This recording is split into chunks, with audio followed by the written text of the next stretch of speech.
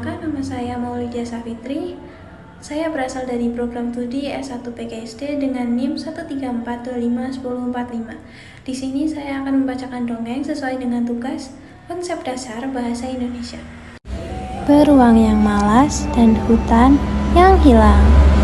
Di sebuah hutan hijau yang selalu ramai oleh suara burung, tinggallah beruang besar bernama Bori.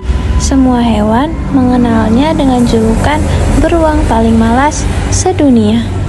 Ia bisa tidur 3 hari berturut-turut tanpa bangun.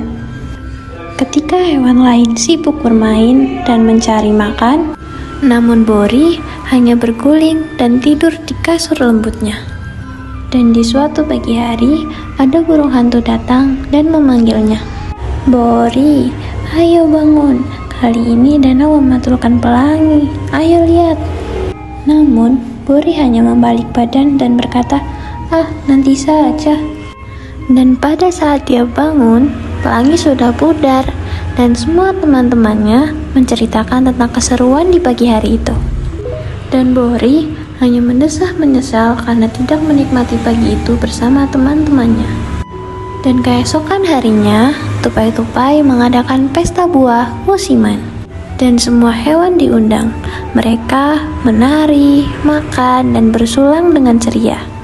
Dan lagi-lagi, Bori hanya bisa tertidur pulas. Ketika pesta sudah selesai dan hutan kembali sunyi, ia baru bangun dan melihat sisa-sisa makanan. Hari berikutnya, Bori lanjut tidur di dalam gua kesayangannya. Dan dia tidak sadar bahwa ada angin panas berhembus dari arah luar. Hutan mulai terbakar dan daun-daun berubah menjadi kering, serta aroma menjadi penuh dengan asap kebakaran. Dan tidak hanya itu, setelah kebakarannya selesai, disusul dengan angin puting beliung yang menghancurkan hutan. Semua hewan mulai panik dan saling memanggil untuk menyelamatkan diri masing-masing. Burung-burung mulai berterbangan, dan semua hewan berusaha menyelamatkan dirinya dengan lari sekuat tenaga. Dan di tengah keributan, ada suatu hewan kelinci yang berteriak memanggil Bori. "Bangunkan Bori, aku tidak mau Bori sendirian di sini." Namun keadaan semakin mencekam, dan seluruh hewan tidak ada yang bisa masuk ke gua, apalagi menyelamatkan Bori. Dan di dalam gua, Bori hanya tertidur pulas dan bertengkur dengan keras.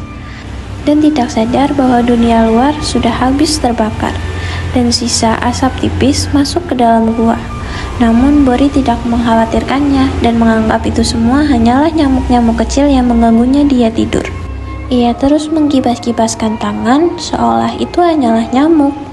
Ia melewatkan suara-suara panik dan melewatkan semua suara-suara panggilan terakhir oleh teman-temannya. Keesokan harinya, Bori terbangun karena dingin. Ia menguap panjang, lalu berjalan keluar gua. Namun yang ia lihat hanya bisa membuatnya terdiam. Hutan yang dulu hijau kini menjadi abu, tidak ada suara burung dan tidak ada suara teman-temannya. Hanya bau hangus dan sisa batang-batang yang terbakar. Bori berjalan perlahan dan menginjak ranting yang patah karena adanya kebakaran, serta menatap dengan tatapan sedih. Semua yang tinggal tersisa hanyalah Bori sendiri. Ia melihat sarang burung yang hangus, sisa pohon yang terbakar, yang dulunya itu adalah tempat tidur paling ternyaman. Tidur di bawah pohon yang rindang dan disertai suara-suara burung.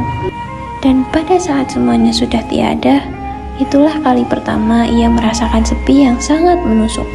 "Aku tidur di saat semuanya butuh aku."